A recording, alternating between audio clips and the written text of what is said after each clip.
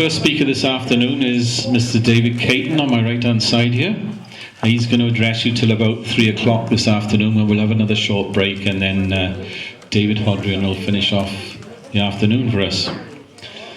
Now, David served 10 years in the RAF as a photographer from 1955 to 1965, enjoying interest in Cold War times and serving in the UK, Cyprus and Germany. Now, during his last 18 months of service, he became involved in NDT, which is non-destructive testing.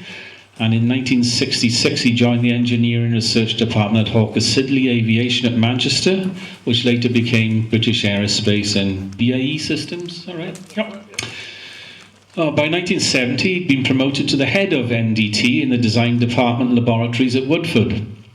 Now, after 27 years service, David took an early retirement package in January 1993. Pardon me. And in October that year, he became a UFO investigator for Quest International, reporting to ex-police sergeant Tony Dodd, who you may know, and director Graham Birdsall. In 1994, he joined the Centre for Crop Circle Studies and spent approximately 12 years researching the crop circles, mainly in the Wiltshire area. Then in 1997, he decided that investigating the problem of unusual animal deaths and mutilations might produce more positive evidence that our planet is being regularly visited by advanced beings from other planets.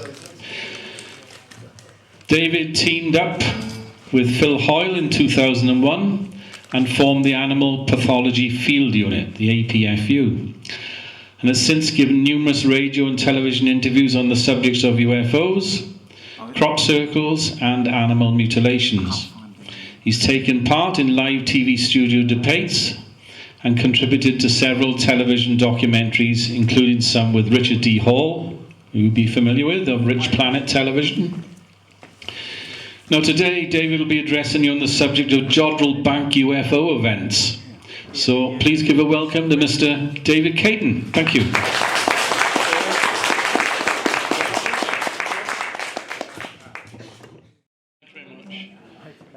For your patience.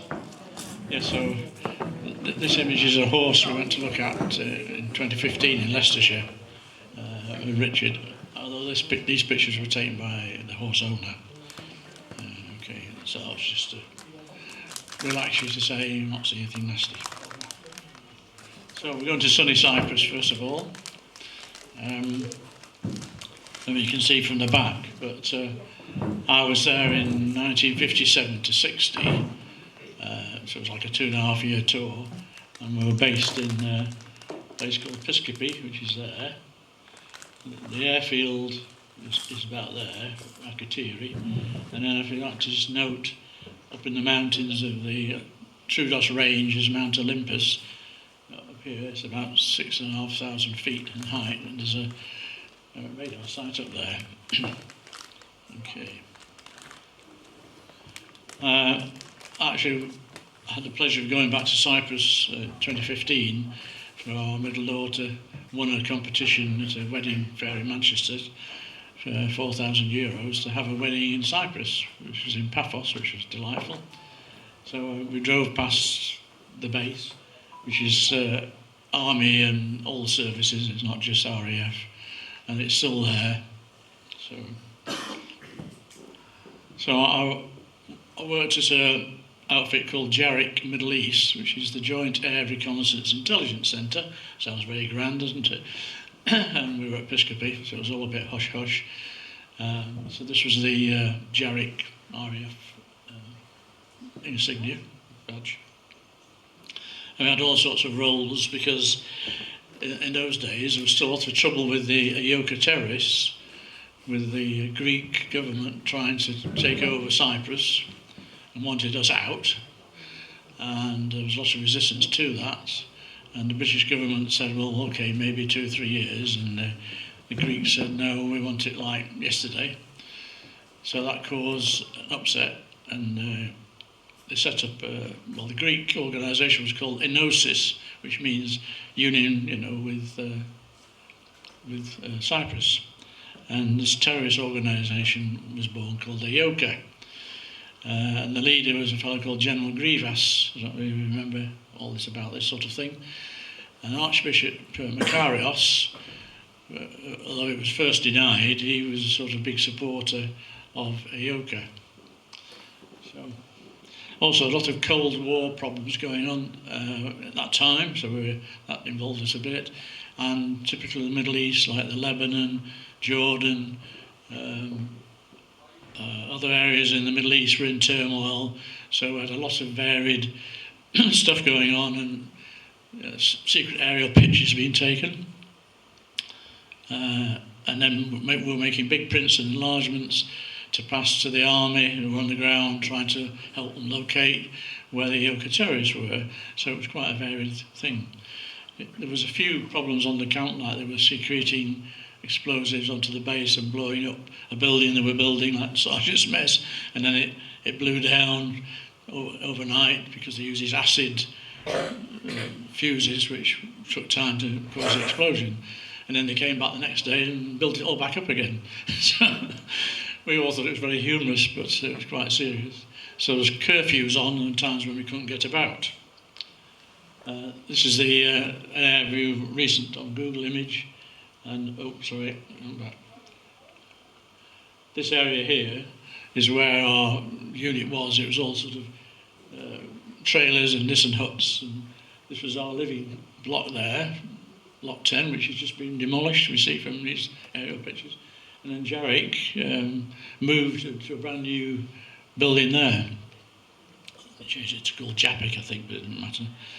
So, now, on top of Trudos is this radar station, which is a fairly more recent picture, which is still in operation. It's in a very important strategic place in the Eastern Mediterranean, which is why the British government were keen to keep our presence there. So, right. Now then, I'm leading on to a UFO event which was detected by the radar on Trudos, and the chap in here, Barry Porter, unfortunately now is deceased. He had a heart attack in his garden workshop some years ago, and didn't find him in time. So that was between problems where you go off the camp. We hired a vehicle and went all around the island at the Panhandle. This chap here you can recognise, I think it's due to the ears.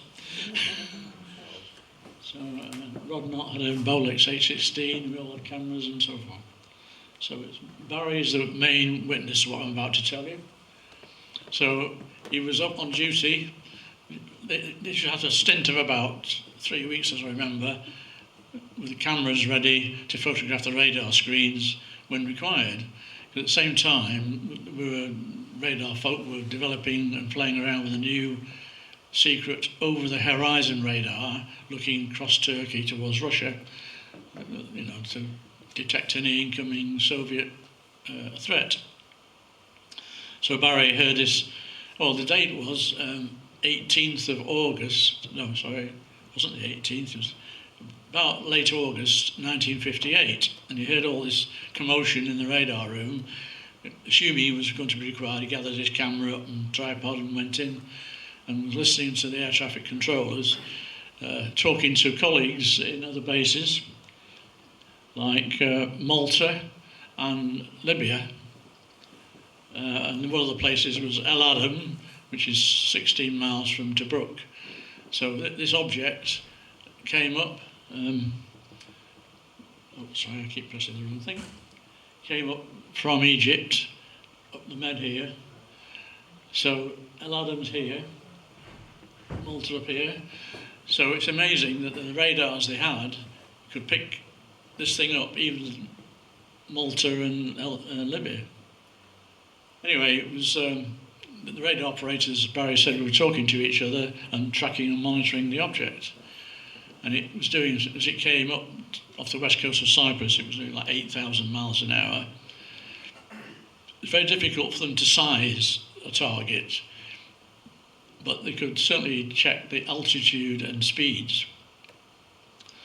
Anyway, it did a sharp 90-degree turn without dropping speed towards the west coast of Cyprus, and it was at 38,000 feet, and it was decided to scramble 2 Hunter jets from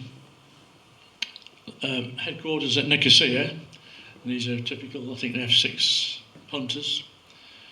And as they climbed out, the object seemed to know that military jets were approaching, and it stopped dead. You know, it was from a massive speed.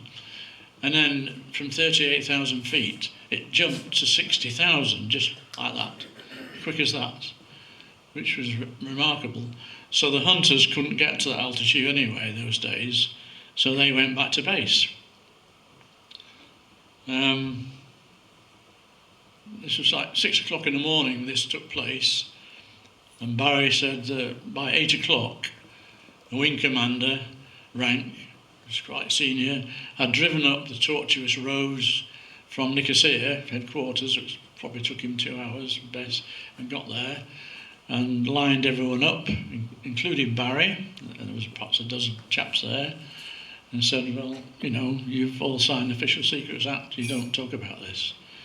Now, the Barry told me about this sometime later because quite a few of my friends and colleagues from Cyprus, we kept in touch after we were returned to the UK. So Barry broke his oath, knowing of my interests. So this sort of really sparked me off, because here was some solid military evidence of contact with ETs. So, that was just a picture of that was the thing that we all had to sign, although this is an updated version in '89, but just should have had that on the screen when I was talking about the Official Secrets Act. Right.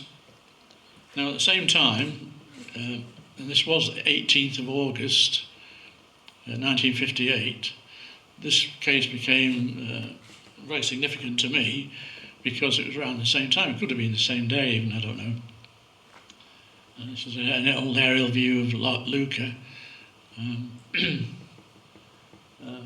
38 Squadron, and the pilot involved as a squadron leader, and he was in charge of flying a Shackleton MR Mark II, and their job was to fly down to Cyprus, down the Med, and then use Akrotiri as a base, and then go around at low level, all around the coast of Cyprus, looking for Greek gunboats, bringing arms in to supply S.U.F.O.N terrorists. So that was their job.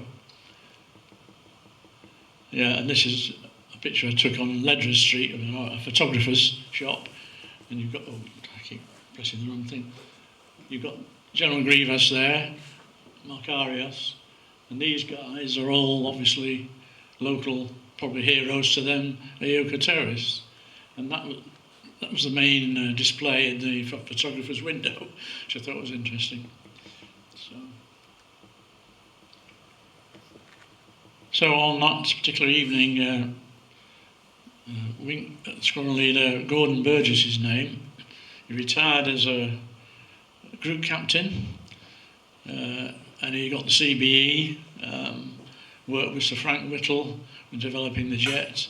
He was commissioned from Cromwell in 1940, went through the war, did all sorts of work with embassies. He was in Washington. He was told to entertain a Russian Air Force general in London. You know, a very impeccable mixed career. So a man of high integrity.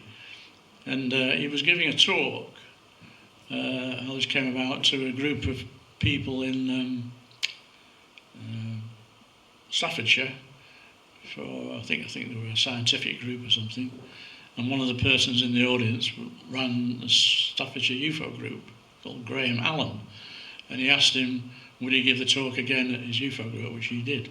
But he didn't set out to talk about the UFO experience which I'm about to describe. He was talking about his RAF career, and he just said, oh, to hell with it, I'm 80 odd now, I'm going to tell you. And I'm 80 odd now, and I'm telling you. So they were, they went to pick up all the ground crew, and they were flying back, and they got to about here, just off Crete, sort of 2 or 3 in the morning, and So he had 17 people aboard his aeroplane, and this chap on one of the observers or whatever said, oh, Captain, we've got a craft to our left off our port bow showing a red light. So they all said, well, that couldn't be an aircraft because if it was on the port, that's their starboard wing, so it should be green. Anyway, it was following them and tracking them, maintaining their height and altitude, which was only about 2,000 feet at the time. And sorry, that was just a picture of Vakatiri Gate I took when I was down there to show where they set off from. And this is a Shackleton, which is used to be on 8 Squadron in Lossiemouth, which is at the Coventry Air Museum. It's the same type. So I mixed that slide, which is a close-up showing where Aladdin was. Now, what he did, he couldn't see the craft very well because of the engines and the wing from the pilot's seat. Anyway, he got everybody one at a time to climb up to the bubble, the observation bubble on the top, because he wanted 17 good witnesses to see what they were seeing. And then he did a very clever bit of flying with the old Shack, which was a development of the Lancaster bomber. And he actually dived it and then pulled the stick back and sort of upwards, and it dropped speed rapidly, and that meant he got behind the UFO for a short time, and he realised it was a cylinder shape. It was estimated being 60 to 70 feet long, diameter they were a bit vague about, and it had this one red light at the front. So having got behind the tubular cylindrical UFO, it quickly readjusted itself back to the port wing, and so they sent certain coded radio signals on a NATO network to Lucca, and it was decided to scramble some aircraft, and there were these night inceptors called Gloucester Javelins, if you remember them. Weren't too successful. They tended to go on fire when they were starting the engines up. Anyway, they set off, and they were at 30,000 feet, and when they got a short distance from where they could see visually the Shackleton, they confirmed there was another object alongside the aircraft. So they sort of dived down from 30,000. In the meantime, Gordon Burgess had raised their aircraft to about 10,000 feet. And shortly after the Javelins appeared, the thing just shot away, gone, and also off radar. And when they got back to base, each of them had to write out a report, sort of interview, which he said was passed off to London. So I'm not suggesting necessarily that the object that they saw was the same thing that was on radar when Barry Porter was up at Trudos, because I think, I don't know, cylinder would be a poorer reflector than, say, a triangle or a disc, but who knows. It was roughly the same time, which I thought was interesting. That's why I've included this in my talk today. There might be things I've missed, but anyway, from just quickly going through some things that Steve said about me, I didn't know he got all that information. When I was demobbed in 65, I'm thinking about, I went to British Aerospace in Manchester, and they were interested in my NDT experience, not so much the photographic side, and things went on from there. And that's just a picture taken by the company photographers in our X-ray exposure room, my colleagues X-raying a Victor in a flap, because we converted the Victor bombers to K2 tankers prior to the Falklands War. And that's a picture of the radiograph of the ribs inside, which used to crack up, partly due to acoustic fatigue of the engines. So the tube is down here, the actual emitter, and then you're measuring the distance to get the exposure time, and Mike is fastening the envelopes of X-ray film behind it. Standard stuff. This is an aerial view I took from a glider. One of the guys in our lab was a gliding instructor at Woodford. And this is from a power glider, because I wanted to get certain pictures for something to do with the end of the Vulcans and approaching the runway. So this is a very historic airfield of A.V. Rowe, Elliott Verdon Rowe, from 1920s, and many aircraft were there. And I got this picture because in 1986 the Air Force decided to retire the Vulcan fleet, and they built 136 altogether, different marks, Mark 1s and 1As and 2s, and they paid a tribute to the airfield, the place of their birth, and did a 4 squadron flyover, formated thing, which is very unusual to see 4 Vulcans together. And this one down here, this XM603, is our gate guard. So we now have a very good Avro historical museum, which is built in what was the old fire station, which opened about 2 years ago now.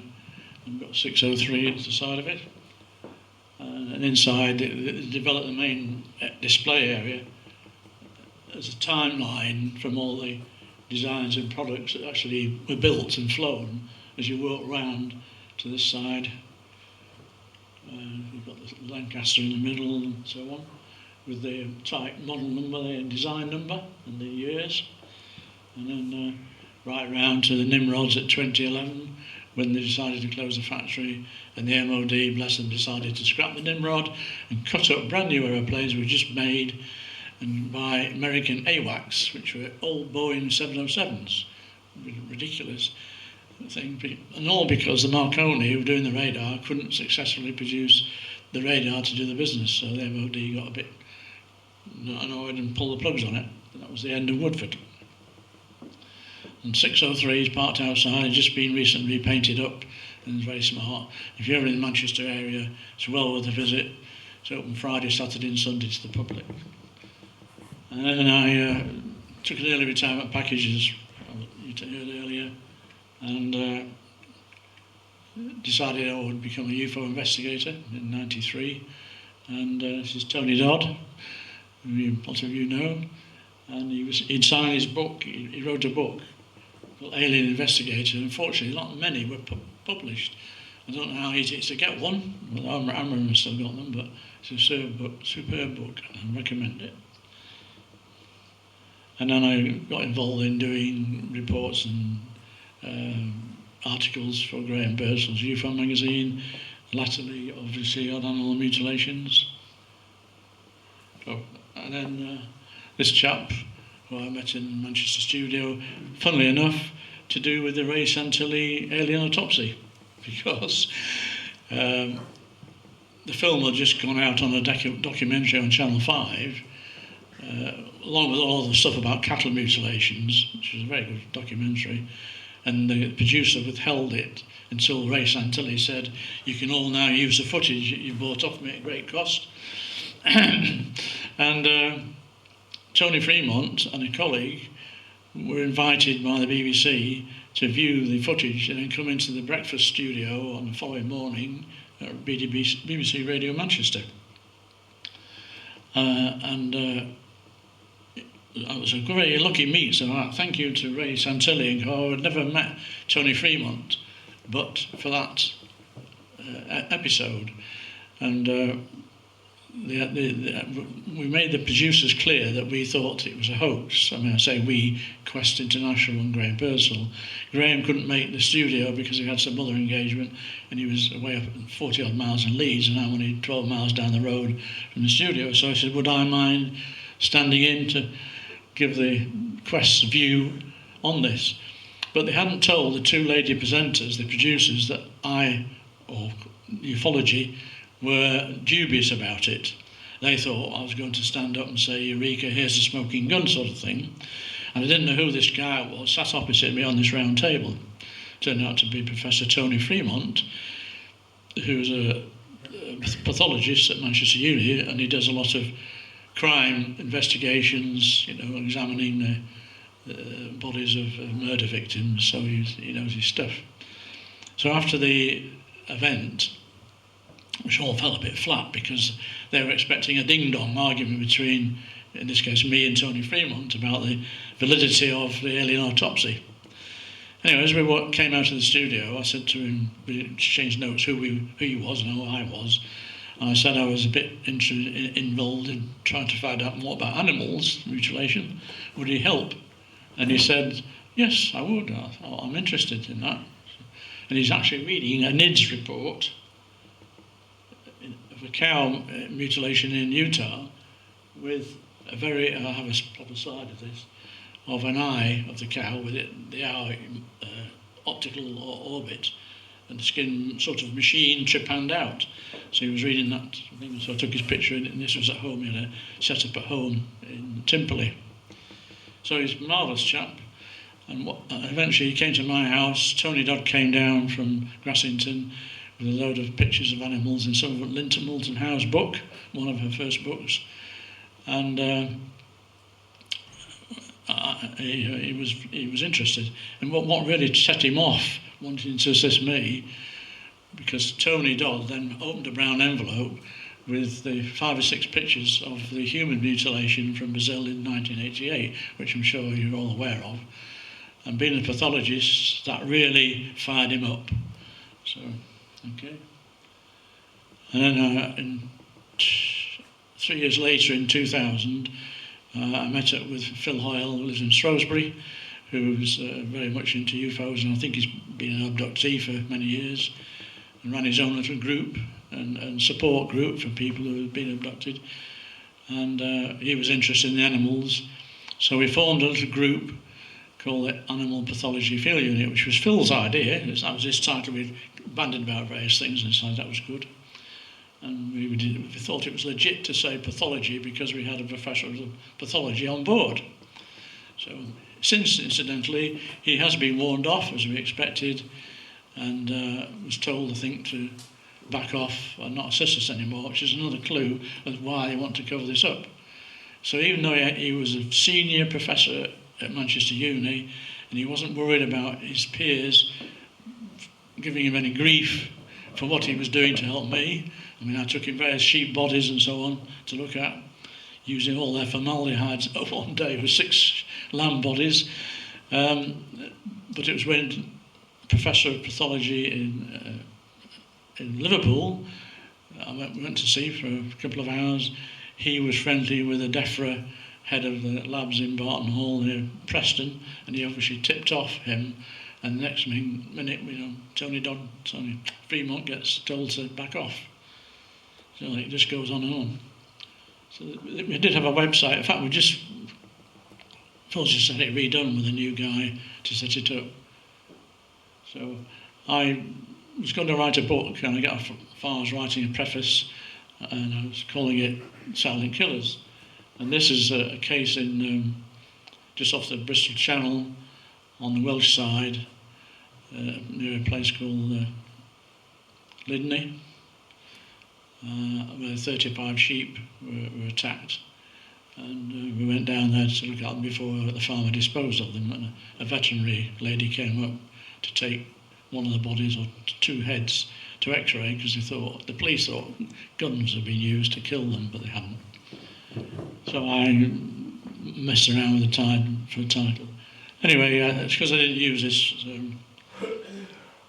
Richard Hall decided when he wanted his first documentary he did on the subject of UFOs was with me about the animals, which really got Richard interested.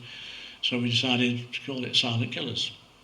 So we're very fortunate, really, there's people like Richard around who will do things that mainstream media won't touch, on all sorts of topics, as you know. This is him filming the lady who owns that horse, Claire Watts her name is, how cross she was with the authorities, and we still haven't got the autopsy report, because the RSPCA, is an organisation that's voluntary, lives on voluntary, people donating, are blocking the release and the information on the post-mortem, which they claim they paid for, but I believe the MOD, or DEFRA, probably paid the RSPCA, because they're quite expensive, especially, and they did 2 horses actually, there was 2 cases, so we're talking a lot of money. And I don't think the public were very happy, or the RSPCA hierarchy, if they knew that they'd laid out so much of your money on having 2 horses post-mortem which had been attacked by aliens. That wouldn't go down well, would it? So some of the RSP operatives have got dual roles, and this chap is an inspector rank, obviously knew what was what, and was making damn sure that, you know, this wasn't going to leak out the actual factual information from the PM. So despite Claire's adamant and insistence that, oh, I'm the owner, I'm going to get one, we tried to say to her, I don't think you will, but anyway, we still haven't. So where we are, 2 years on, still trying. So this was a head view of the horse, which is typical of so many same sort of wounds in the same areas and so on. Anyway, what I think, this is my opinion, I could be wrong on this, why all this is top secret is not so much the animals, it's the humans. And this poor young lady, she's only 17,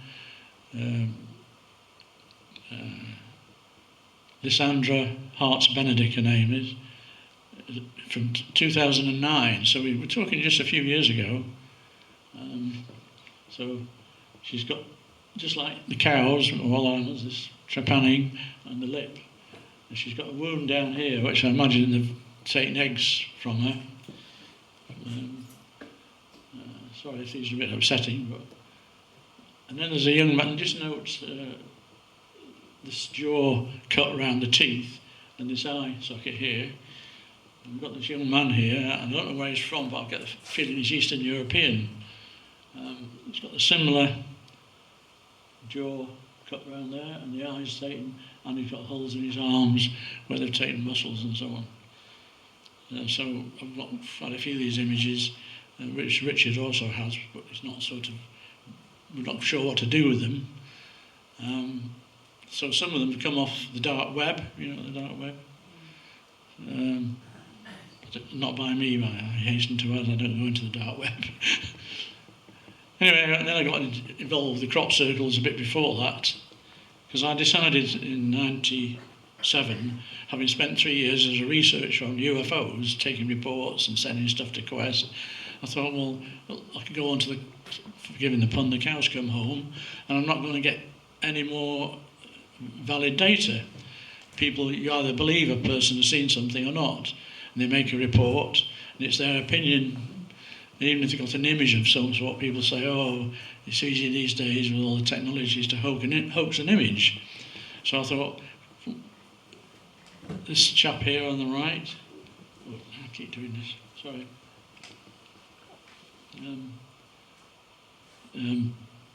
He worked in British Aerospace as well. He was a bit of a boffin, actually. Roy T. Dutton, had been into crop circles in the early days, in the mid-80s, when there were a lot of genuine crop circles, which they were to start with, they all were probably. And he said to me, oh, I think you ought to join the Centre for Crop Circle Studies, which I did a few years, and it kicked off. So Robert, on my right, we decided, I acquainted him with the crop circles, and with some reluctance, because he was very sceptical about them, even then, in '97, or 2000 by then, we went down and spent a lot of time on them. And David Biggs, you might be hearing soon at your group, he's a bit of a whiz with photography and messing about with images. He produced this little diagram picture. We've got UFO over Silbury Hill, which is still a big mystery actually. They don't really know who built Silbury Hill and what it was for, despite excavations on 2 occasions. And I'm coming to another job to do with aircraft and the RAF particularly, and the MOD, and this American pilot had a dogfight with the UFO. Well, not quite a dogfight, the media tend to put things in a certain way. Anyway, his name is Milton Torres, Major. He retired as a Major after 20 odd years, I think, in the U.S.A.F. This came to light to me through a fellow called Harry Harris, and Harry was quite a keen ufologist and was keen on abduction stuff, and then had some doctors who did hypnotic regression. And Harry, being a solicitor, his particular forte was conveyancing. And he was in London on a top-up course they had to do to keep their licence up, if you like. And he went into a steakhouse to eat one night, and he was in a queue with his tray to get served, and there was two American ladies in front of him. And he, to make conversation, he said, "Oh, you know, you're doing the tourist thing." And they said, "Well, yes, we are, but my husband, who was actually in the toilet at the time, and the other husband was also there, you know, is a pilot, and they were been to RAF Manston for a reunion, which they had, I think, every other year or something." So Harry being Harry, as all people should do if you get to speak to a pilot, say, "Have you ever seen a UFO?" So Harry says to her, "Oh, your husband's a pilot. Has he seen a UFO?" She said, "Oh, yes." Not only that, he was ordered to shoot one down. And Harry nearly dropped his tray. And he ended up joining them at the table to have the meal, and found out the story. And then Milton emailed long first-hand accounts of the sortie to Harry's address, which I have. But Harry being Harry rather kept it to himself. You know, I found, regardless of people's character and good work, a lot of ufologists are a bit like people who collect fine art. They don't want anyone else to hear about it. He was very jealous of anyone else knowing about his case. So I eventually persuaded him, and I've done quite a work with Harry one way or another. I said, "Well, you know, if you let me compile something, a report, and then you can vet it if you want, blah, blah, blah." So he agreed eventually. I ended up speaking to, this is a very poor picture of him in his cockpit of a Super Sabre F-86D at Manston. He was 26 years old at the time. This is one of their typical aircraft. Actually, in the markings of the 406 group, at the wing down at Manston, there was a wing of 3 flights. Harry, anyway, I ended up emailing and actually phoning Milton and his co-pilot, his wingman, because on QRA standby, there's always 2 aircraft, all sort of juiced up, ready to go, and they're off in 2 or 3 minutes when they get the call. And his name was Dave Roberson, not Robertson, Roberson. Okay. So I spoke to him as well, who was in a retirement home run by Uncle Sam in America, and he was a bit reluctant to say anything because pension, they were providing him with home, etc. This is always a problem. So anyway, the thing is that there's some discrepancy about the date, but he said at the time it was 20th of May 1957, and they were ordered off from Manston, because at the time they were covering the metropolitan sector. He called it the Met sector, and southern England, and the Air Force had the regions of the UK covered in 4 separate bits, and they used to take it in turns for different squadrons to look after it. Well, the F-86D was the fastest aircraft around at the time. It could go faster than the RAF Venoms to get to an enemy, presumably a Soviet intrusion. And because the thing was seen in Suffolk, and they were watching the thing on, this is just a Manston emblem, on radar for quite a long time before they scrambled the jets, and it was hovering over Ipswich and nearby Ipswich, stationary, making funny manoeuvres up and down, stopping, doing the typical UFO thing. And eventually, as they scrambled, the object started to move to the coast into the North Sea. And his GCI, which is ground control instructions, came from this place called RAF Bordsea. You can see on the distance, but you've got Ipswich there, the River Deben and Bordsea here, one of the oldest radar stations ever. There's played a major role in World War II. And it's interesting, you've got Rendlesham, you've got Bentwaters and Woodbridge close by. So this object is apparently moved across there. So when they got up there, they were ordered to a vector of, or height of 32,000 feet. And they had the thing about the Super Sabre, they had quite a, for the time, sophisticated, computerised radar weapon lock-on system, which was perhaps a bit crude in modern times, but worked. As he approached this target, which he said was huge, like a battleship size, because he said I've never seen such a large hole. He said it was like burning a hole in my scope. The spot and reflection from his onboard radar. He didn't need any more ground control approach because he couldn't see it because it was in the soup, as he called it. It was getting dark. There was misty cloud, so he never had. It's important to note this. He didn't have a visual contact to say what the thing was like, looking like. It was, a triangle or a disc or whatever. So anyway, I decided to file a Freedom of Information request on this case and got fobbed off and passed around the houses, as Harry Harris had done previously. He badgered the MOD, and we actually, when the David Clark was referring people to release batches of documents from the MOD, there was very little about this case. But some of the documents were internal memos, and one of them was from one senior person to another, with lots of scribble on the side, making reference to this nuisance of a man called Harry Harris.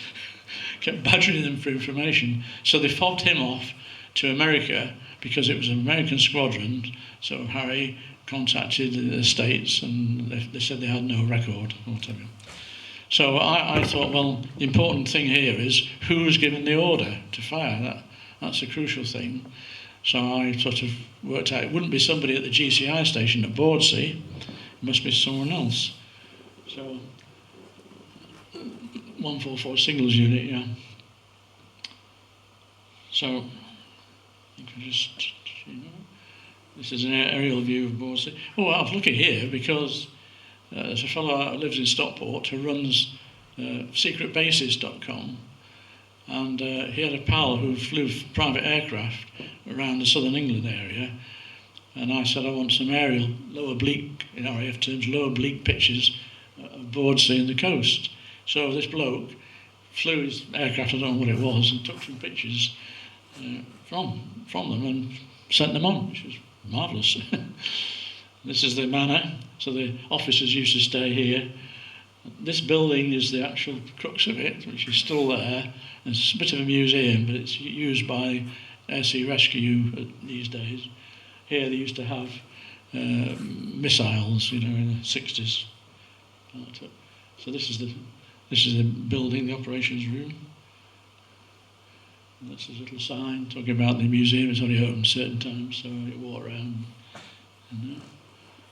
This is reputed to be a picture actually inside, but I don't know when it was. This was in RAF Neatishead in Norfolk. So this would be one of the radar sites, which was in the early warning chain right down the country from Yorkshire, looking for any intrusions. And this was the main scanner here. Funnily enough, made by Avros in Manchester. It made at Shackleton, because we had a job, because this was the sheet was bonded to honeycomb, and it was getting disbonded. And we have a thing called a bond tester equipment. And so my guys had to go down on crazy bloody, what do they call them, these time ladder things, swaying around in the wind, checking it, make sure it was switched off, of course. So anyway, so there's no doubt they had this object from Neatishead, which is the nearest big radar setup. So I got the reply back eventually after about 2 weeks. Person saying, wasn't surprised when they said they have no primary source records relating to this incident, but it was very helpful with other information, and it fitted in what I thought would be the chain of command. So that the SOC is Kelvin Hatch, which the pilot, Milton Torres, with other pilots, visited in the old days. It's underground, and the top there's just a little, like a bungalow, and he had no idea Milton where it was because they were taken in a van, and so he had no idea exactly in the UK where it was. So, and then the Air Defence Operational Command is in London. Anyway, I'll come to that. Kelvin Hatch is now a bunker open to the public. So in a nuclear attack, the Prime Minister had a room down there with a bed and all the rest of it. And the pilots were sort of informed where all their ground information would come from, but he didn't know the name of it even properly. And this was the front of it. And you go into the door and you go down a passageway, you go lower and lower in this massive underground facility. So, fortunately, I have two ex-RAF photographer friends from Cyprus, one who lives in Essex, who went there with his wife and took these pictures, and then another fellow, Johnny Hill, who went to the Fighter Command headquarters in London, it's near Stanmore. This is it. Bentley Priory, it's called Bentley Priory, and they have a what they call down the hole, a bunker there, since World War II days, which was in use, of course, during the Cold War.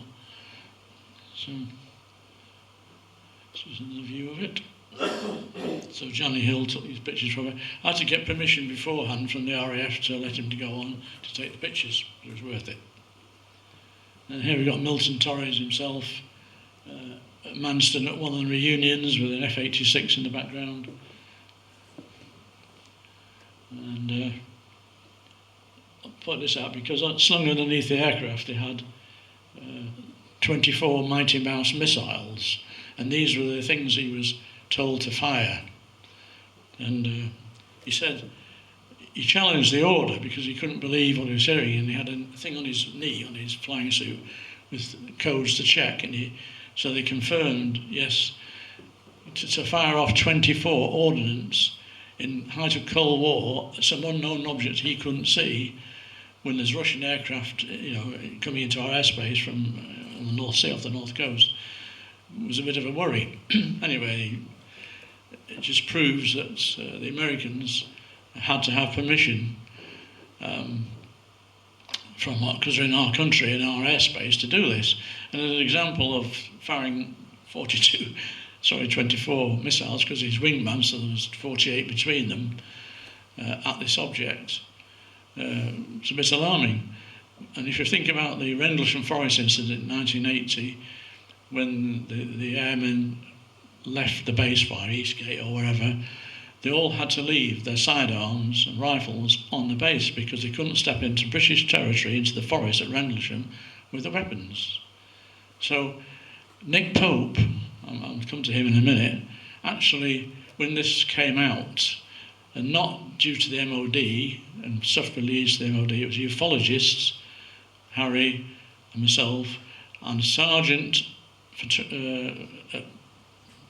Manston, who was into historian on Sabre jets.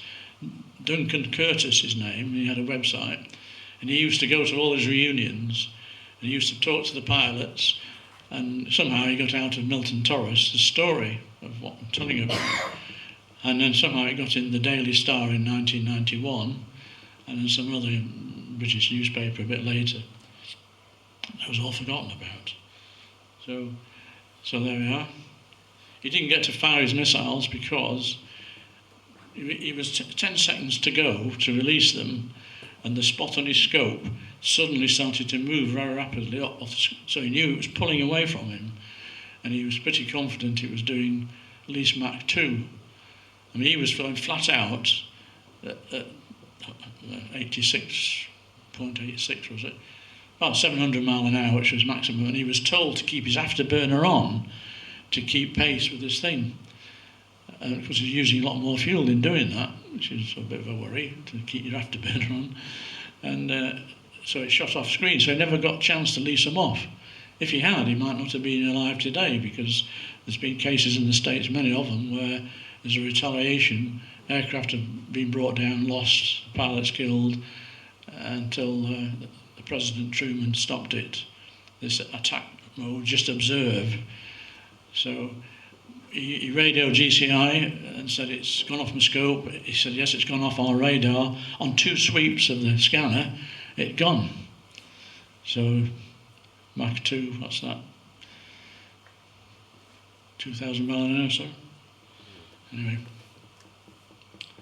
This was a later picture of him in the 1960s in Germany. I think it was in Germany. Flying, whatever it was. Nick Pope. Yes, now, this last picture on this case was at the ex-politics conference in Washington in 2009, I think. And it was run by our friend, Mr. Bassett, Stephen Bassett. Anyway, Colin Andrews, of Crop Circle fame, we've seen reference to today, was there also speaking. And he tipped me off and he said, you kindly put all my Milton Torres case up on Colin's website. It's still there if you want to look at Colin's website. Said you ought to get the DVD of the conference and what was said, particularly by Nick Pope. Now, Colin has had quite friendly relations with Nick Pope, but he had a few argy-bargies, and while they're at the conference, he says to Nick, come on, you've been a civilian, so-called, well, I was a civilian before, but you've left the MOD and he's now living in the States. You're still doing your job, which he's previously denied to various challenges from ufologists in the past. So in the end, Nick says to Colin Andrews, and this is kosher, well, okay, my old masters are not too far away, were his words. My old masters are not too far away, which is like an admission now that he's either been paid as well or told he's got to carry on doing the debunking as much as possible. And it annoyed me when I watched the opening, because Nick, they were sharing the platform, because Milton was knocking on a bit. He might even be dead now, I don't know. His son was there to help him with his presentation, which was fairly short. Most of the talking was done by Nick. And when he opens up, he says that he's dancing about something like, a pilot sold to shoot down a UFO off the Suffolk coast. Wow! Making a big thing of it. And yet he's a man who was trying to shut it down, apart from the old thing about the ministry saying of no defence significance crap to come out with for years, was trying to deny that it happened. Then he was saying, not on the conference, but separately, it's down to the individual pilot. It was his call, his decision, to fire his 24 Mighty Mouse missiles. Well, no way would an American pilot do that. He'd be court-martialed if he had without the proper authority, especially in our airspace. And he was trying to say that Milton Torres was firing off his records off his own bat. Pope, honestly. Never mind. I've had my rant about Nick Pope.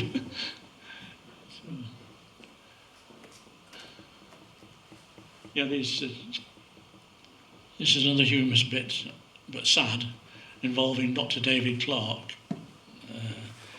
Because when the MOD declared that they would not, they issued all the records they had about UFOs to the Public Records Office at Kew, and there's not much happening with ufology, there's no more cases, so it's a waste of time. The MOD spending money paying a guy to sit at Air Staff 2 desk to do what they've been doing, like they did to him for 3 years when he was in that post. Absolute rubbish. Now, when I get my freedom, this is from the Freedom of Information from a civilian guy at the Air Historical Branch 2, which was based, funnily enough, at Bentley Priory, the very place where the bloody order, high level, was given for him to shoot the things down. It must have been at least an Air Commodore to do that. we passed the signal to bunker, and then to the GCI to tell him to fire with the coded order. But I nearly fell off my chair. The only positive thing, apart from the procedures and where there's certain records, and if someone would had enough time to go to queue and sit there for hours and hours ploughing through these TNAs and the A540s, the unit diaries, to hope there's some information there about Milton Torres sorties and an order to fire, and I reckon that would have been deleted out and wouldn't be there. And I don't live near enough to London and 200 miles away to spend all the time doing that. I've never found anyone stepping forward to say, well, I'll do that for you, David, you know. He quotes me a book by Dave Clark and Andy bloody Roberts, a book called Out of the Shadows. Now, I had that book. I bought it in a charity shop, so I wouldn't spend big money on anything they've written. I hadn't got around to reading it. And this chap, this ministry man from Air Defenceman, actually told me the page number 146 is a reference from Clark. Now, he's obviously got that from that Duncan Curtis, the ex-RAF sergeant, who had made some comment about it. And Milton had broken his vow not to talk about it because he was briefed after the episode by an American chap came from London, from the NSA. He used the National Security Agency, interviewed both pilots separately and said this is a highly classified mission. You don't even talk to your station commander about it, or his wing commander. But he obviously did eventually. So having bear that in mind, that's the cover of the book. And I've put my report at the top there. And this is the page. And it's only one page and a bit about it, and they've got some facts wrong, but it happens. And then this is a bit of Milton's own words, which is in his report. But on the other page, interesting, this fellow, Ralph Noyes, he was in Nick Pope's old position when it was DS8, and he became one of the leaders in the Centre for Crop Circle Studies. And I reckon even then, they realised these crop circles in the 80s were of interest, particularly to the MOD, and I reckon Noyes was told to get his foot under the table with the CCS and report back what people are making of the crop circles. Anyway, that's all history now. So, there we are. And a ufologist called Dr. David Clark has written about this case, right? No mention of it. And then he produces for this bloody newspaper here, closed encounters of a third kind. Fake, fatuous, fraud, blah, blah, blah, blah. So he's written all negative things about UFOs, saying it's closed down because there's nothing happening. And here's a man who's put this case in his book, talking about doing a flip. Oh well. Anyway, all right, I'm changing tack now, coming a bit more. How are we doing for time? 22. This is very interesting because it's not involved in the RAF or military, but it's, I mean, most people, do you know Jodrell Bank in Cheshire? Most people will do. I discovered in 1996 there'd been a big event there with 3 very good witnesses who I interviewed who live in the village of Goostrey, just round the road from the thingy. And this was the 18th of August 96. And it was a Sunday, and the lady, Marie Brickhill, I mean, originally she didn't want me to mention her name because she had a senior position of management within the British Red Cross HQ in Knutsford. So she was worried, like people are. The more professional people are, the more reluctant to make statements, you know, apart from problem with their job, but being ridiculed, which is a shame.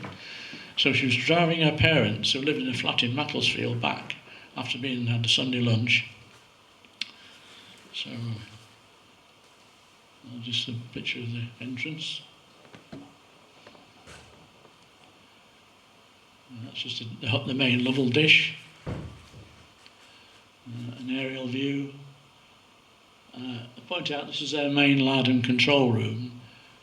So you can see the distance from the dish to where the operators sit. No, not. They were travelling down this back lane called Bomish Lane. So they were sort of here somewhere. So they got a very good sight of the dish. This is the main Crewe London line, railway line. And this is what they saw. So the dish was at an angle, so I found established it was being in use at the time. When it's parked vertically up, it usually means it's not operating. It was that sort of angle. And they realised there was some sort of object a couple of 100 feet above with a group of 3 little lights on the end. And a father who sat in the back, he was in the Royal Observer Corps in the war, and what really grabbed him was the fact this soft beam of light was not diverging. It was totally parallel, filling a third of the diameter of the dish, which is about 200 feet or so. And that's what really got him fired up, because physically a beam of light will diverge. Okay, laser beams take a longer time to separate, as these do, But nevertheless, that what got to him. But they didn't stop. I think they were a bit frightened, and it was a twisted, dark lane. It is, and it's dark, so more or less. So they carried on to Macclesfield, and she dropped them off in the flat. And that took about 50 minutes to get them home. And when she returned on Bomish Lane, she was shocked and horrified an hour later to see it still there. They were uncertain of whether it was a disc or a cylinder shape because of the angle, so they don't really know for sure. Right. She tried to get her husband to get in the car and come out and back to her and see it, you see. But it was a Sunday evening, he'd had a few glasses of wine, he had his slippers on, and he declined to do that, but he regretted it later because he had no reason to distrust his wife and what she'd seen. So I spent a long time looking at all the properties that had a visual view from a farm or a house, or could see the main dish, who might have witnessed it. And I think I looked at, 12 or so, maybe more properties, and drew a blank. Then I found, a year or two later, through a different reason, one farm had missed. That's actually on Bomish Lane. And his wife happened to be chauffeur driving. I did a bit of chauffeur driving in retirement. She worked for pharmaceutical selling stuff, and she saw, yes, he saw it. So I went to interview him, or I planned to interview him, and he agreed to it, and then he changed his mind. A lot of people do. Why, I don't know, he didn't want to talk about it. So he passed me to another witness in Goosery Village. And this is another view of the telescope. And so I went to see this chap, and it was something totally different, a different date and more recent. I think it was 2004-ish. So there's lots of time gone on all this. And he said, I got up in the night about 3 o'clock, 4 o'clock, I think it was 4 o'clock, to go to the toilet, and his bathroom window sort of overlooked the dish. But what attracted him, he heard a noise, and to him he said it sounded like a World War II fighter plane, like a Spitfire, a Hurricane. And it looked like it had some sort of lights on it, but he couldn't be sure, but it was going round in very tight circles above the dish. Well, no one's going to fly historical aircraft at 3 or 4 in the morning in the pitch dark. Not a lot of pilots have got night flying clearance anyway. And the ETs are known to mimic our technologies, whether it be a car, plane or whatever, but get the era wrong.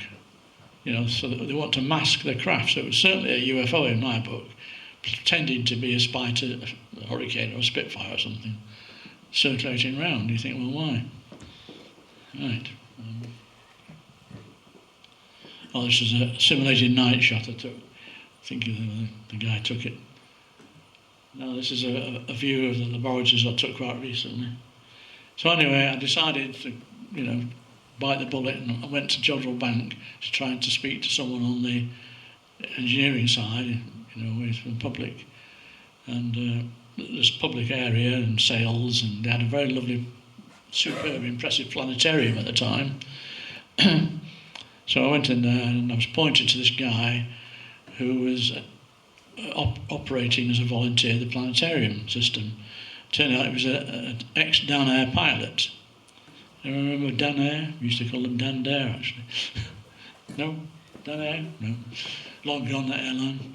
Anyway, he wasn't phased, what I'd tell him, so I said I want to speak to someone and look at the operational log for the night of 18th of August, 96. Yeah. So it was like 3 weeks later now, after the event at least. So he went to this door, pressed all the little buttons to get in, disappeared for about 5 minutes, or maybe a bit longer, and the door opened and this very nasty, aggressive woman came storming at me. He slunk off, presumably had his ear chewed for raising the topic of someone like me, entertaining someone like me to ask questions. So she denied flatly to let me see the log, denied there'd been any happening and so on, and really wanted me off the premises. So, just another view of the windows here, so they're looking at the main thing. Now, around that time, another member of the Macclesfield Astronomical Society was a fellow called Keith Griffiths, who worked with me in NDT. In fact, Keith eventually took my job when I took early retirement. But at the time, I was still working there, and Keith was. And he said, would you like to give us a talk on UFOs, as an astronomical society? So I said, yeah, fine. And the venue was to be in the planetarium at Jodrell Bank. So you can guess what happened when you put notices up to the effect that I was speaking on this topic on the stage in the planetarium. They swiftly clamped down on that and they said to Keith, or one of his colleagues on the committee, no way is any ufologist going to talk about UFOs on the premises of Jodrell Bank Radio Telescope, especially someone like me. So they had to pull the plugs on the talk. Now that'll tell you something. Anyway, this is the control room, and you can quite see they've got good visual of the dish. They might not have seen a craft 200 foot unless they went to the window and peered up or stepped outside to see the thing beaming down this beam of light. So I was intrigued to know if this light beam was doing some energy which would interrupt the program, that whatever they were doing, and it clearly was.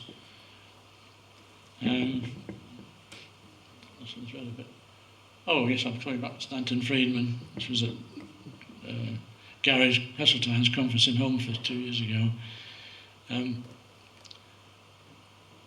I got actually in touch with Dr. Ian Morrison, who was in charge of the stuff there at the time. I'll go back to the other picture.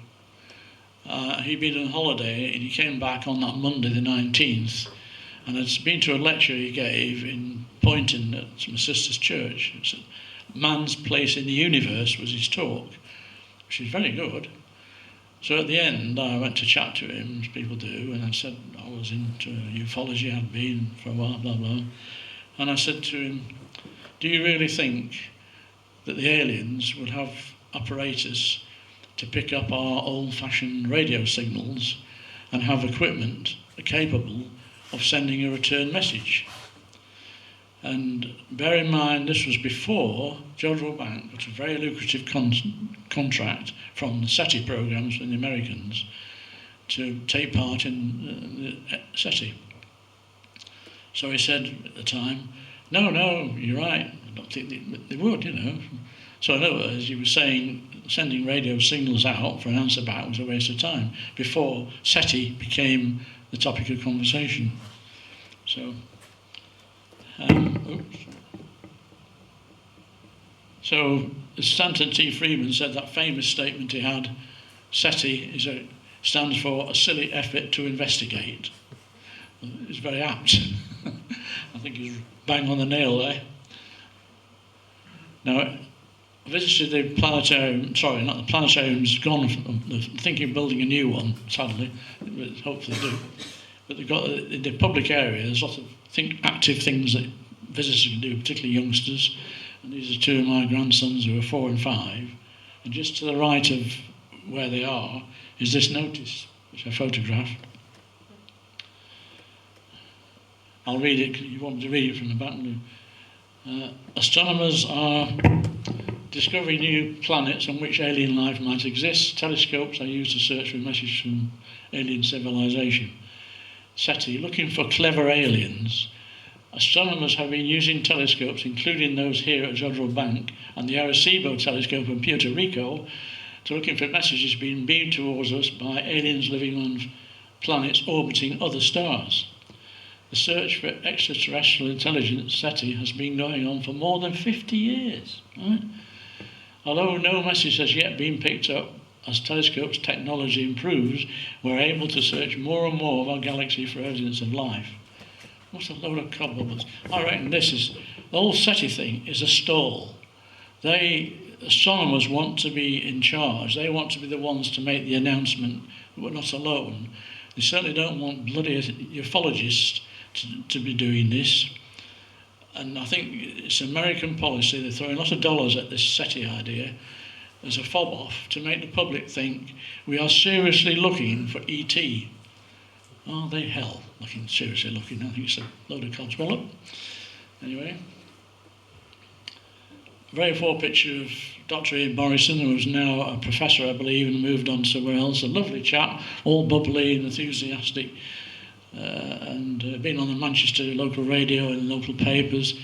And when they got the contract, the first contract, they've had several since, he was all full of it. What a marvellous thing, because the telescope was, 50 years old, or 40 years at the time, was falling to bits, so they wanted the money from the Americans to help maintain it. So I can't blame him for that.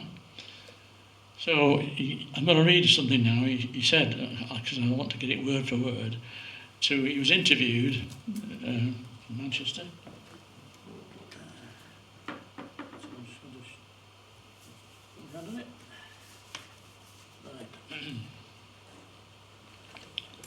This was to, I'll call his actual statement to the newspaper. It restates the Jodrell Bank's astronomers' overall opinion really the futility of SETI programme, even though they're happy to take on the contracted work.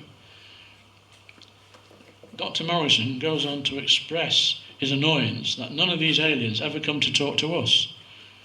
I mean, they had the bloody aliens for over an hour, I know, in December 96, sorry, August 96, above their own telescope. So, I mean, this is what he said anyway. The trouble is that communication with other planets takes a long time. We're looking at stars up to perhaps 150 light years away. It means that if we ever did pick up any message, it could have been sent up to 150 years ago. And of course, if we actually sent a reply, that will be 300 years later. So you can see that interstellar communication is a slow process. You think Jodrell Bank will still be around to receive the signal back?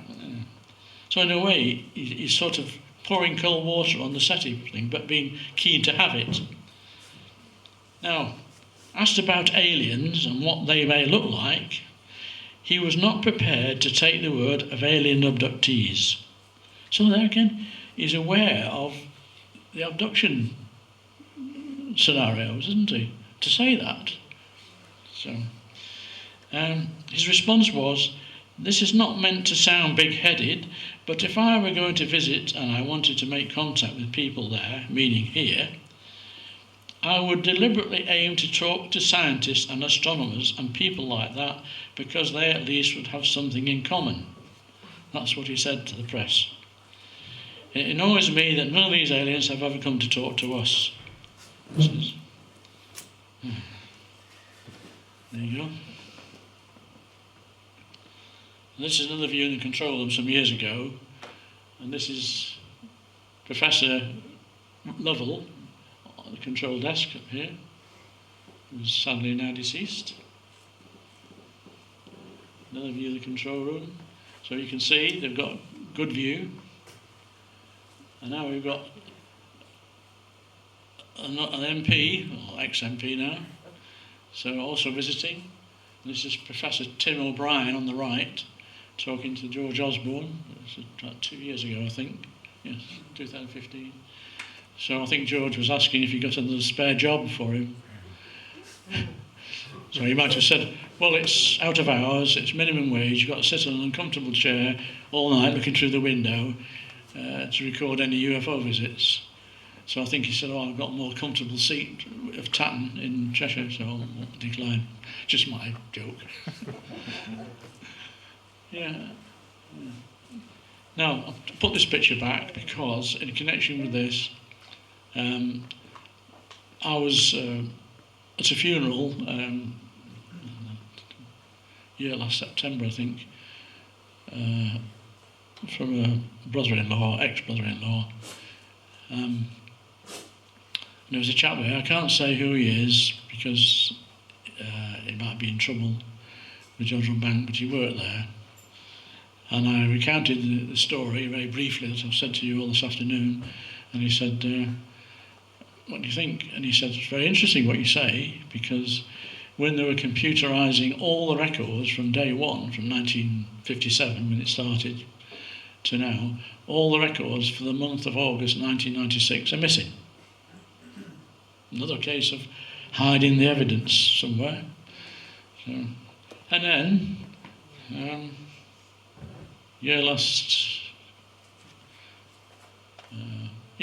the end of 2016, well, it was August, it was the same, 20 years to the day actually, practically, 21st of August, a couple driving from Holmes Chapel back to Macclesfield, and they passed very close to the road, the main road passes close to the telescope, midnight it was, and they saw this object over the dish with very sprightly, sparkly lights on it, moving in a peculiar fashion, the lights, not the craft. They didn't see any beam coming down like that. So they stopped the car and got out to have a better look. And eventually they got back in the car. And when they got to the Chelford roundabout, and people around here perhaps don't know what I mean, but you're about 2 miles further on where you turn right to go to Macclesfield. They stopped, you could still see it, because it was like 200 foot or so above. So the husband, apparently, despite his wife saying it's a waste of time, rang Jodrell Bank up and got this chap on the phone, some engineer, I guess, or whatever, a duty engineer, who was sounding very disinterested, denied all knowledge, and his phone call was a waste of time because there was no acknowledgement that anything had happened. So I'm aware, I forgot, when I was first researching the original one, I put an advert in the local Cheshire paper, and the journalist there, Broster, his name, pointed me to a little local freebie paper in Gooseberry Village, where the chap lived who produces handwritten documents. So I knocked on his door, and he hadn't seen anything, but he said, in 1966, which was shortly after it was commissioned, there was an object sighted over the telescope. So again, it's another case of these ETs looking to see what we're up to in technologies, particularly radio telescopes, looking into their patch. So I know of 4 instances now where Jodrell Bank have had witnesses to solid, UFO over their facility.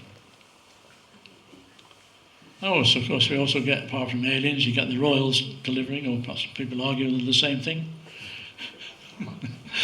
Just a joke about what the royal family are. So this is obviously a while back, because Prince Charles looks a bit new, used to there. Professor Lovell, I think he was the local dignitary. Now, just quickly to end off, this is the Arecibo radio telescope in Puerto Rico, which at the time was the biggest. Jodrell Bank was the biggest telescope, steerable telescope in the whole of Europe.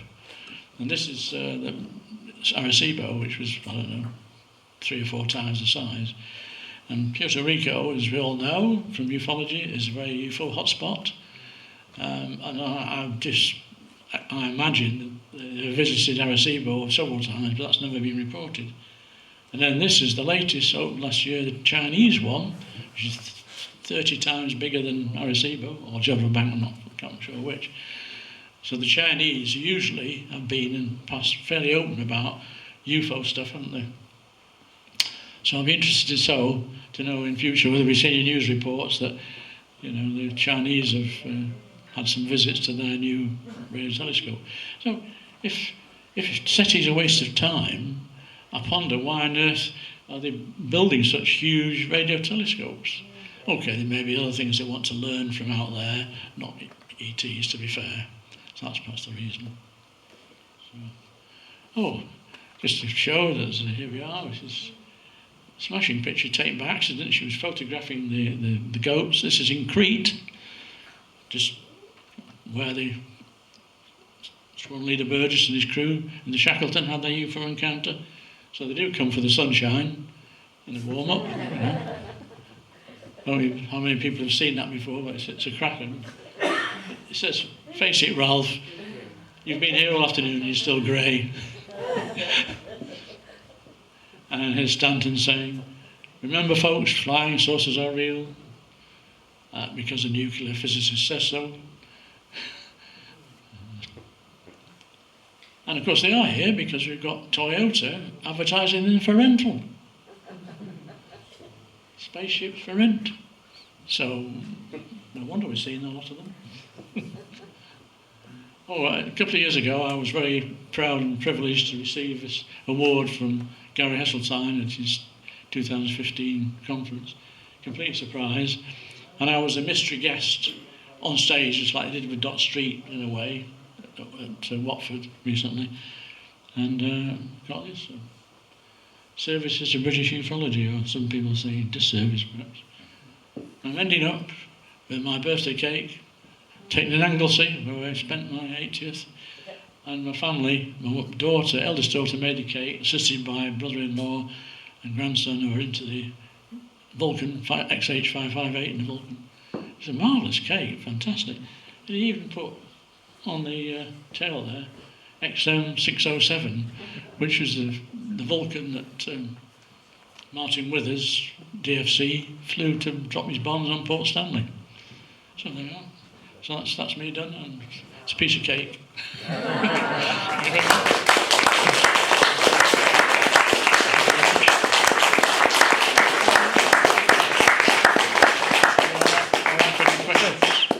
we out for questions?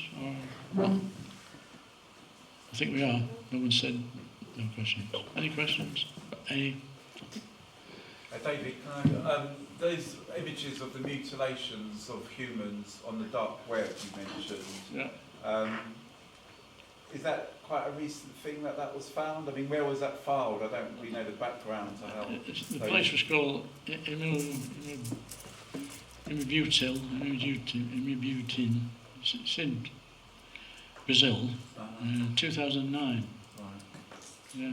So someone would that have been a police person who had uploaded those photos because they were concerned? No idea. No, because we don't know who uploaded them, but those images were. Yeah. AJ Kavar, and I challenged him. I've had a bit of a do with him recently, and I did a long report, interchanges with him about the Brazilian 1988 case, considering he was one of the main promoters of that, and passed the information to Graham Birdsall and eventually Tony Dodd, and then Tony passed me the information way back. But Gary's conference in 2015, when AJ was speaking, I took him that picture of that young man, made a print for him, and we were up in the hotel, just outside his room, and he sort of took it to the window as a light, looked at it, made no comment, and then we went downstairs to the bar to have a drink, because I hadn't seen him since 2006, since an Irish International UFO conference in Carrick-on-Shannon. And he never made comment, which I thought was a bit odd. Anyway, at the conference dinner meal in the bar at the Indian restaurant, he'd had a few beers, and Richard was there as well, just ordering a drink. And Richard drifted. He told it to Richard first, and Richard disappeared in the toilet. And he said to me, "I'm very sorry about this, David." He said, "I'm very sorry, but this man's injuries were down to rats and vultures." And I couldn't believe my ears what he was saying. And I said, "There's I have a copy, translated into English, of the two medics who did his post-mortem, clearly saying, apart from the fact the poor man was alive, he had vital reactions to injuries, which my pathologist, when he looked at the pictures, confirmed that the bluish was the fact that he was alive, and this bluey bruising is the fact that, there's blood there. and he eventually died of heart attack, due to the shock and pain of the injuries he was receiving. And here's AJ saying it was that. And it turned out, when I look back of stuff, he'd been saying that since 2002. So I postulated and said to him, I suggested to him through emails, have you been warned off? Because the lecture he gave for Gary was all about, some years ago, the Brazilian Air Force and the Brazilian authorities released all their UFO stuff, and him and a colleague sat in meetings with all these brass hats, handing over all this information from their Air Force about UFOs. So I thought, has the deal been, we give you this stuff, but you must no longer promote human mutilation? But he strongly denied it, but I can see no motive, because he's an intelligent bloke. And that explains why he was cool and never commented on the image of that young man I showed him to me, because he knew he was in trouble. But the young lady, Sandra Hart Benedict, hyphenated surname, he seemed to be aware of, and he tried to say that was some sort of natural thing. I can't remember what he said, but he had an excuse. So that's two cases at least. And that was in Brazil as well? Yes, not far from where they found the guy in 1998. Big country, Brazil, but might have been a couple hundred miles down the coast. He looked at where it was on the map. So, I don't know. So, Linda Moulton Howe, I guess, she's very anti-human mutes. And she put this statement out ages ago saying, she's spoken to an American medic who was involved with the Korean War, who had seen a lot of injuries from Agent Orange, which they were sprayed around. 5 minutes? Yeah, okay. And I thought, well, I looked up Agent Orange, if you do on the internet, and it's a chemical which causes skin burns, and also on unborn children can lead to birth defects, when the child is born. And it certainly doesn't cut neat holes in tissue, remove internal organs through small holes. And here's Linda Moulton Howe, an intelligent woman who's investigated animal mutilations for, over 20 years, or longer. Won an Emmy Award for a film on the stuff. So I asked, has she been warned off? Because she's a resident guest on Coast to Coast pretty well. So if there's anything to do with the mutilations, the guy who runs Coast to Coast, whatever his name is these days, they probably pass it to Linda, and she vets what is said. And I reckon she's to keep her profile up on her spot and her website, Earth Files, without interference from the authorities, you've got to drop reference to human mutilation. And that's the very topic which is really going to spook everybody, the populace, isn't it?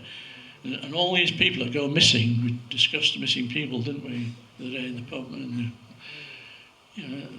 Tony Dodd said on the police files in Yorkshire, there's 30,000 people missing. So he said if you allow for suicides, people drowning or falling down a manhole shaft somewhere and never found, or deliberately want to be, like Lord Lucan, disappear for marital or financial reason, all the usual things that the police would investigate. So if you have 10% for that, what's happened to all the rest? So they're obviously taking lots of people who will never come back. I mean, there are abductees who are repeatedly taken, because they want to monitor and take DNA from people through different stages in life, so they are safeguarded. In some cases, they are enhanced in attributes, as I think David Biggs is, because he was just a normal bloke interested in rugby and having a drink, and after his experience he's developed skills in photography, art, singing, poetry. One of his daughters, because 4 of them were taking the car, developed rapidly. They had to move from school to school because she was way ahead of everyone else. So that some people are looked after physically, have injuries that normally would kill you, and they are restored, and the medics are scratching their heads saying, how on earth is this person healed? We couldn't fix that. So if you look at all this sort of stuff, it's clear to me anyway that they are got certain people targeted for life, and they want something off them, and information and tissue and blood, maybe reproductive tissue, but all the rest never found what's happened to them. A lot of them are young people too, children. There's that guy in the States, he has a website called 411, is it? David Paulides. Fun? David Paulides. Yes, David Paulides, and he covers national forests in California, one particular area, and it's tremendous. It was what's that, 411 people in 1 month or something? I don't know. That's why he came up with that. He's written books as well. So I mean, if everyone across the world did that sort of research, that figure of missing people would jump up fantastically, wouldn't it? So anyway, anything else? Anyway, I hope you found that of interest, but I decided it was some good evidence, in all nature, without going into the animal stuff or human mutes, to show that UFOs are around, and my experience of them, that's well. So, anything else?